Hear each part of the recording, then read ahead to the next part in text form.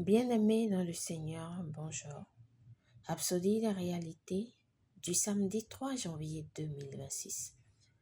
Pasteur Christ partage avec nous sur le thème Inspirer la foi chez les autres. Alléluia. Notre verset d'ouverture, Luc 18, verset 8. Mais quand le Fils de l'homme viendra, trouvera-t-il la foi sur la terre? La foi est le langage du royaume. C'est ainsi que nous vivons, servons et plaisons à Dieu. Le Seigneur Jésus a soulevé une question remarquable dans notre verset d'ouverture. Mais quand le Fils de l'homme viendra, trouvera-t-il la foi sur la terre? Notre mission n'est pas seulement de prêcher le salut, mais aussi d'enseigner aux nations comment vivre par la foi. La foi n'est pas une idée religieuse, c'est un principe spirituel par lequel nous rendons les réalités divines réelles dans ce monde matériel.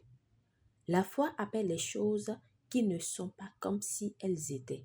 La foi, c'est agir selon la parole de Dieu. C'est agir selon votre croyance. C'est faire ce que la parole dit, quelles que soient les circonstances ou ce que vous ressentez.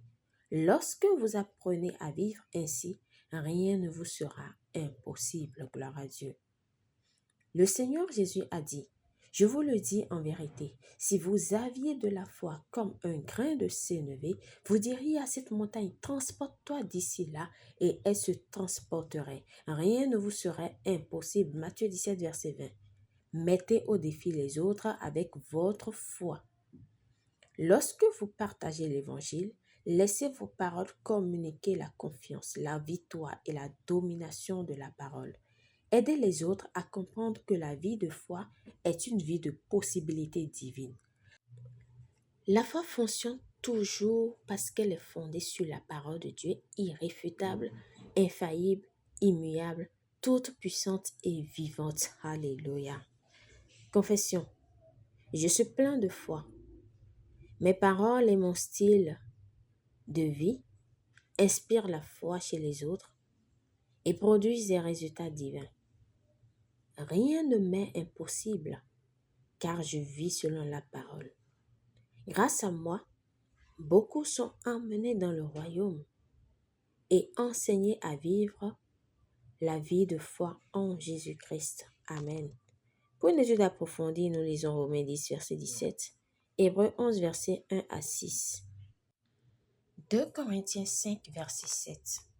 À présent, nous aimerions vous donner l'opportunité de recevoir le Seigneur Jésus-Christ comme Seigneur et Sauveur de votre vie, de naître de nouveau.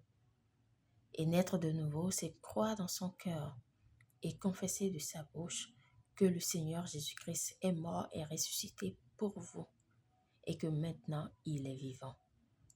Et vous recevrez la vie éternelle.